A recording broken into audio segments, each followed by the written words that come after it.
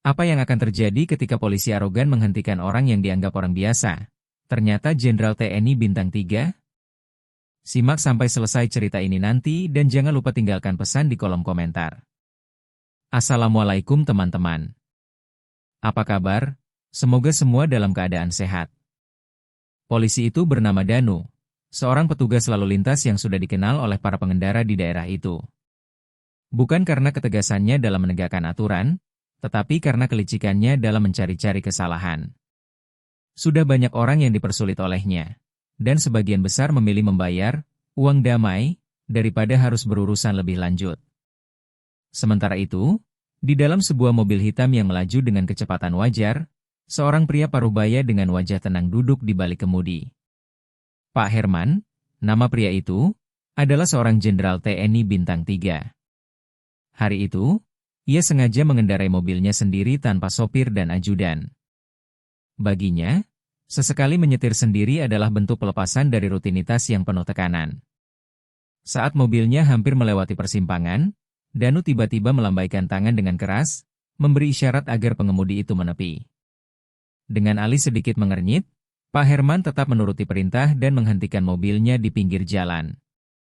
Danu berjalan mendekat, langkahnya mantap seperti seorang penguasa jalanan. Begitu kaca mobil diturunkan, ia langsung bersuara dengan nada tinggi, tanpa basa-basi. "Turun." "Mana surat-suratnya?" bentaknya, seolah berbicara kepada seorang pelanggar berat. Pak Herman menghela napas sejenak. Bukan karena takut, tetapi karena heran dengan sikap polisi itu. Namun, ia tetap tenang. "Ada masalah, Pak?" tanyanya dengan suara rendah, namun penuh wibawa. Danu menatapnya dengan pandangan meremehkan, tak menyadari siapa yang sedang ia hadapi. Dengan gerakan kasar, Danu mengulurkan tangannya. "SIM dan STNK," pintanya tegas. Tanpa banyak bicara, Pak Herman membuka laci dashboard dan menyerahkan dokumen yang diminta. Danu mengambilnya, memeriksa dengan seksama, dan tidak menemukan satupun kekurangan. Mobil itu memiliki surat lengkap, pajak sudah dibayar, dan tidak ada pelanggaran administratif lainnya. Tapi Danu bukan tipe polisi yang mudah melepaskan calon mangsanya. Jika tidak ada kesalahan, maka kesalahan harus dicari-cari. "Bapak tahu nggak tadi menerobos lampu merah?" tuduh Danu, suaranya meninggi. Pak Herman mengerutkan dahi. Ia yakin betul bahwa dirinya tidak melanggar lampu merah. Persimpangan tadi memiliki sistem pengatur waktu yang jelas, dan ia melaju sesuai aturan. "Saya rasa saya tidak menerobos lampu merah, Pak. Saya melewati jalan ini dengan patuh pada rambu lalu lintas." Namun, Danu tak mau kalah. "Jangan ngelawan. Saya yang tugas di sini, saya yang lihat.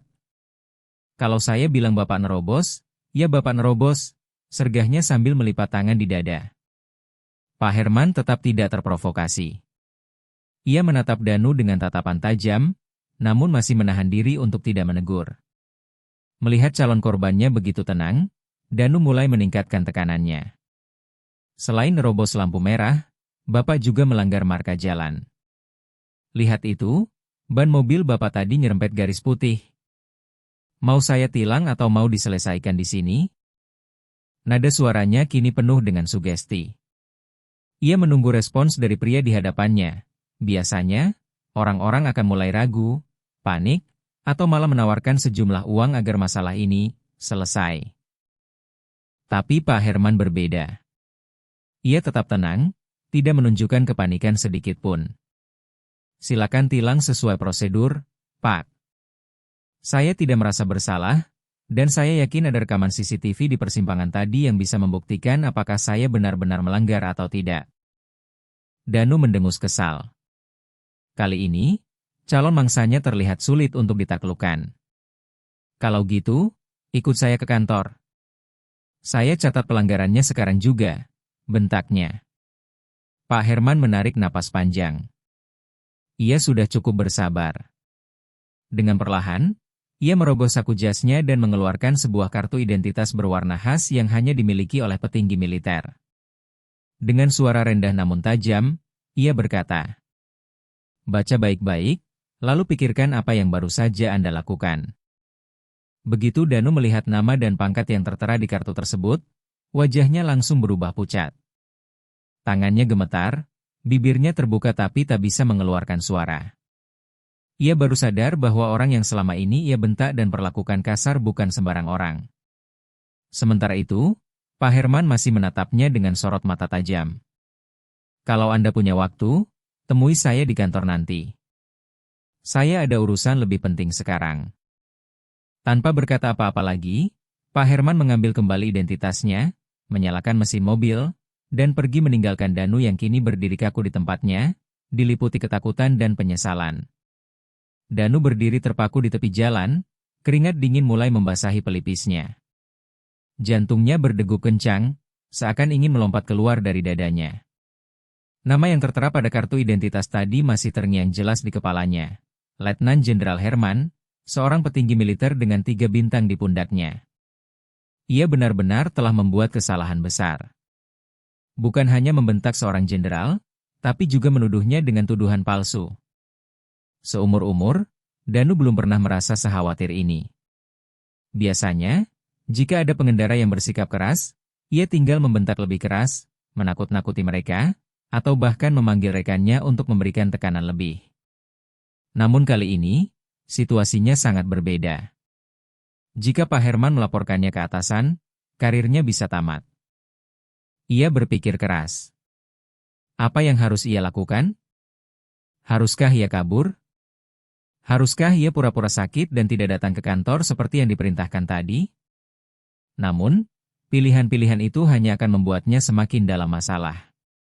Pada akhirnya, dengan berat hati, Danu memutuskan untuk menemui Pak Herman di kantornya. Sepanjang perjalanan ke markas militer tempat Pak Herman bertugas, tangan Danu terus berkeringat. Motor yang ia kendarai terasa begitu lambat, seolah jarak ke kantor semakin jauh meskipun ia sudah memacu gas lebih kencang. Begitu tiba di pintu gerbang, seorang prajurit yang berjaga langsung menghentikannya. "Ada keperluan apa?" tanya prajurit itu dengan nada datar. Danu menelan ludah, berusaha menjaga suaranya tetap stabil. Saya ada janji dengan Pak Herman." Prajurit itu menatapnya dari atas ke bawah, lalu mengangguk. "Silakan masuk." Ruangan beliau ada di lantai 3, belok kanan setelah tangga. Danu berjalan memasuki bangunan yang terasa begitu megah dan menegangkan baginya. Setiap prajurit yang ia lewati terlihat gagah dan berdisiplin tinggi, berbeda jauh dengan dirinya yang selama ini hanya menggunakan seragam sebagai alat mencari keuntungan. Begitu tiba di depan pintu ruangan Pak Herman, ia menarik napas dalam-dalam sebelum mengetuk pintu dengan tangan yang sedikit gemetar. "Masuk." Suara berat itu terdengar dari dalam. Danu menelan ludah sekali lagi sebelum mendorong pintu dan melangkah masuk. Ruangan itu luas dan tertata rapi. Di balik meja besar, Pak Herman duduk dengan wajah datar, namun sorot matanya tajam seperti sedang menembus pikiran Danu. Danu menundukkan kepala, tak berani menatap langsung. "Duduk." Danu segera menarik kursi di depannya dan duduk dengan punggung tegak, seperti seorang siswa yang tertangkap basah oleh gurunya. Pak Herman menyilangkan tangan di depan dada, lalu berbicara dengan nada tegas. "Jelaskan. Apa maksud dari perbuatanmu tadi?" Danu langsung merasa kaku. Mulutnya terbuka, tapi tak ada kata yang keluar. Saya minta maaf, Pak. Saya tidak tahu kalau Bapak adalah..." Pak Herman langsung memotongnya. "Tidak tahu kalau saya siapa?" tanyanya dengan nada lebih tajam. "Tidak tahu kalau saya seorang jenderal? Kalau tadi saya hanya rakyat biasa, kau akan tetap membentak, menuduh, dan meminta uang seperti yang biasa kau lakukan?" Danu terdiam. Ia tahu ia tidak bisa berbohong. Pak Herman menghela napas panjang. "Berapa tahun kau sudah jadi polisi?" 7 tahun, Pak." 7 tahun? Dan kau masih menggunakan seragam ini untuk menakuti dan memeras rakyat? Danu merasa dadanya semakin sesak. Ia tak pernah merasa sekecil ini dalam hidupnya. "Dengar baik-baik, Danu," lanjut Pak Herman, kini dengan nada lebih pelan, namun tetap tegas. Polisi dan tentara adalah pelindung rakyat, bukan penguasa jalanan. Kalau kau merasa bisa menggunakan seragammu untuk keuntungan pribadi, kau tidak layak memakai seragam itu. Danu menunduk semakin dalam. Pak Herman mengambil ponselnya dan tanpa ragu, ia menghubungi seseorang. Halo, Kapten Joni, bisa ke ruangan saya sebentar? Danu semakin merasa tubuhnya melemas. Kapten Joni adalah komandannya langsung. Beberapa menit kemudian, pintu terbuka dan seorang pria dengan seragam kepolisian berpangkat kapten masuk ke dalam ruangan. Begitu melihat Danu, ekspresi Kapten Joni langsung berubah murka. Danu, apa yang kau lakukan di sini? Pak Herman mempersilakan Kapten Joni duduk, lalu mulai menjelaskan secara rinci apa yang terjadi di jalan tadi. Wajah Kapten Joni semakin merah padam. Begitu Pak Herman selesai berbicara, Kapten Joni langsung menggebrak meja. Kau mempermalukan kita semua, Danu, bentaknya. Beraninya kau membentak seorang jenderal dan mencoba memerasnya? Danu tidak berani mengangkat wajahnya. Ia tahu, karirnya kini benar-benar di ujung tanduk. Ruangan itu dipenuhi ketegangan. Danu masih menunduk dalam diam, sedangkan Kapten Joni tampak berusaha menahan amarahnya. Pak Herman, yang sejak tadi berbicara dengan ketegasan seorang pemimpin, kini mulai meredakan nada suaranya, meskipun tetap serius. Danu, panggil Pak Herman akhirnya, membuat polisi itu sedikit mengangkat wajahnya. Kau sadar seberapa besar kesalahan yang sudah kau lakukan? Danu menelan ludah, lalu mengangguk lemah. Saya sadar, Pak, ucapnya dengan suara lirih. Saya telah mempermalukan diri saya sendiri, institusi saya, dan tugas saya sebagai pelindung masyarakat. Kapten Joni masih mendengus kesal, tapi kini menatap Danu dengan lebih serius. Kau sudah 7 tahun menjadi polisi, Danu, katanya, mengulangi apa yang sebelumnya dikatakan Pak Herman. Seharusnya di usia dina seperti ini, kau menjadi contoh bagi yang lain, bukan malah mencoreng nama baik kepolisian. Danu meremas kedua tangannya, masih dipenuhi ketakutan. Saya benar-benar menyesal, Pak. Saya mohon diberi kesempatan memperbaiki diri. Pak Herman menatapnya tajam. Menyesal? Atau takut karena ketahuan? Danu tak bisa menjawab. Ia sendiri pun bingung. Selama ini, ia selalu berpikir bahwa pekerjaannya hanya sekadar mencari nafkah, dan selama masih bisa mengakali orang-orang, maka itu adalah keuntungan pribadinya. Namun baru kali ini, ia merasa begitu malu dan hina. Ia telah menyalahgunakan wewenang yang seharusnya ia gunakan untuk melindungi masyarakat. Pak Herman menarik napas dalam, lalu berkata dengan nada lebih tenang. Begini, Danu. Aku bisa saja menuntutmu hari ini juga. Aku bisa menghubungi atasanmu dan meminta agar kau langsung dipecat. Bahkan aku bisa meminta agar kau diproses hukum karena penyalahgunaan kekuasaan. Wajah Danu semakin pucat. Lututnya lemas, nyaris tak bisa menopang tubuhnya sendiri.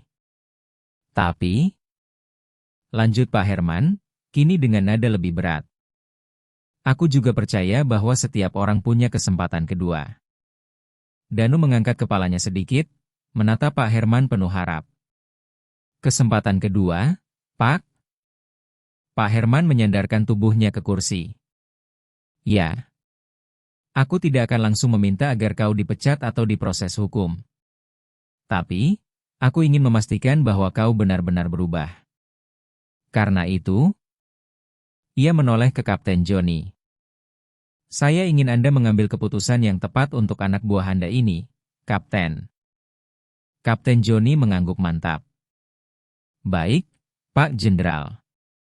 Saya akan segera melaporkan masalah ini ke pimpinan. Danu akan dimutasi ke wilayah terpencil, di mana ia akan belajar bagaimana menjadi polisi yang sesungguhnya, melayani masyarakat, bukan menindas mereka. Danu terperangah. Dimutasi? Ia memang tidak dipecat, tapi mutasi ke wilayah terpencil sama saja dengan hukuman keras bagi seorang polisi yang terbiasa bekerja di kota. Itu berarti ia harus meninggalkan kehidupannya yang nyaman, jauh dari rumah, dan benar-benar berhadapan dengan masyarakat kecil yang membutuhkan perlindungan. Tapi, Pak, Danu mencoba protes, namun tatapan tajam Kapten Johnny membuatnya mengurungkan niat. Kau harus menerima ini, Danu, kata Kapten Johnny. Kalau kau benar-benar ingin menebus kesalahanmu, kau harus membuktikannya. Bukan dengan kata-kata, tapi dengan tindakan. Danu menunduk dalam. Ia sadar, tidak ada jalan keluar lain. Ini adalah harga yang harus ia bayar atas kesalahan yang telah ia lakukan. Danu menatap berkas mutasi yang baru saja diserahkan oleh Kapten Johnny. Nama wilayah tempat tugas barunya tertera jelas di sana, sebuah daerah terpencil di pelosok negeri. Tidak ada lagi jalan untuk menghindar. Dengan berat hati, ia menerima keputusan ini. Namun, jauh di dalam hatinya, masih ada amarah dan penolakan. Kenapa aku harus dikirim ke tempat terpencil hanya karena satu kesalahan, pikirnya. Bukankah semua orang pernah melakukan kesalahan? Namun, ia tidak berani melawan. Dalam diam, ia berjanji pada dirinya sendiri bahwa ia akan bertahan hanya sementara, mencari celah agar bisa kembali ke kota. Beberapa hari kemudian, Danu tiba di tempat tugas barunya. Daerah itu jauh dari hiruk-pikuk kota. Tidak ada gedung-gedung tinggi, tidak ada kemacetan, dan yang paling menyakitkan baginya, tidak ada peluang untuk mencari keuntungan dengan cara-cara lamanya. Di sana, ia ditempatkan di sebuah kantor polisi kecil bersama beberapa rekan baru yang jauh berbeda dari teman-temannya di kota. Mereka adalah orang-orang yang benar-benar bekerja demi melindungi masyarakat, bukan untuk memperkaya diri. Danu merasa terasing. Ia terbiasa menjalani hari dengan kekuasaan di tangannya, tetapi di sini, ia hanya seorang polisi biasa yang harus bekerja keras dan berinteraksi langsung dengan masyarakat. Pada minggu pertama, ia merasa muak. Ia mengeluh dalam hati setiap kali harus membantu warga, mengatur lalu lintas tanpa imbalan, atau bahkan turun ke lapangan untuk menangani kasus kecil seperti kehilangan hewan ternak atau perkelahian antar warga. Baginya, ini bukan pekerjaan seorang polisi, tapi lebih mirip pekerjaan sosial. Namun, semua pandangannya mulai berubah ketika ia bertemu dengan seorang ibu tua bernama Bu Mirna. Suatu hari, saat sedang bertugas, Danu melihat seorang ibu tua tertatih-tatih membawa sekeranjang hasil kebun di pinggir jalan. Ia berpikir untuk mengabaikannya, tetapi entah kenapa, langkahnya justru berhenti. Ia mendekat dan bertanya, "Ibu butuh bantuan?" Bu Mirna menatapnya dengan senyum tulus. "Nak, polisi mau bantu?" "Alhamdulillah, terima kasih, Nak." Ini berat sekali. Danu mengambil keranjang itu dan mengikutinya menuju sebuah rumah kecil di ujung desa. Saat itulah, ia melihat kenyataan yang membuatnya tercekat. Bu Mirna tinggal seorang diri. Suaminya telah lama meninggal, dan anak-anaknya merantau jauh. Ia mengandalkan hasil kebun kecilnya untuk bertahan hidup. Meski hidup serba kekurangan, ibu tua itu tetap tersenyum, tetap bersyukur, dan tetap berusaha mandiri. Danu yang selama ini hanya memikirkan uang dan kekuasaan, merasa ditampar oleh kenyataan. Ia, seorang polisi dengan gaji tetap, pernah mengeluh karena merasa kurang. Tetapi wanita tua ini, yang hampir tidak memiliki apa-apa, tetap menjalani hidup dengan penuh keikhlasan. Sejak saat itu, ada sesuatu yang berubah dalam dirinya. Hari demi hari, Danu mulai melihat pekerjaannya dari sudut pandang yang berbeda. Ia mulai berbicara dengan warga, mendengar keluh kesah mereka, dan benar-benar menjalankan tugasnya sebagai polisi dengan niat membantu, bukan mencari keuntungan. Ketika suatu hari ada seorang pemuda miskin yang tidak bisa membayar denda karena lupa membawa SIM, Danu tidak lagi membentaknya atau memanfaatkannya. Sebaliknya, ia memberikan nasihat, mengajak pemuda itu mengurus SIM dengan cara yang benar, dan bahkan membantu mengawalnya ke kantor polisi untuk mendapatkan surat keterangan. Ternyata begini rasanya menjadi polisi yang sebenarnya, gumamnya dalam hati. Beberapa bulan berlalu, dan akhirnya Danu mendapatkan kesempatan untuk kembali ke kota. Namun, ketika perintah pemindahan datang, ia tidak merasa bahagia seperti yang dulu ia harapkan. Kali ini, ia tidak lagi merasa bahwa bekerja di daerah terpencil adalah sebuah hukuman. Ia merasa telah menemukan tujuan sejatinya sebagai seorang polisi. Ketika ia kembali bertugas di kota, rekan-rekannya terkejut melihat perubahan besar dalam dirinya. Danu yang dulu arogan dan suka mencari keuntungan kini menjadi sosok yang lebih tenang, lebih peduli, dan lebih bertanggung jawab. Suatu hari, ia menerima sebuah surat. Surat itu datang dari Pak Herman, jenderal yang dulu membawanya ke titik terendah dalam hidupnya. Di dalamnya hanya tertulis satu kalimat pendek. Aku sudah mendengar tentang perubahanmu. Aku harap kau tetap mempertahankan prinsip itu. Karena sekarang, kau bukan lagi Danu yang dulu. Danu tersenyum. Ia tahu, perjalanan hidupnya masih panjang. Tapi satu hal yang pasti, ia telah belajar arti sebenarnya dari menjadi seorang pelindung masyarakat. Terima kasih. Wassalamualaikum warahmatullahi wabarakatuh.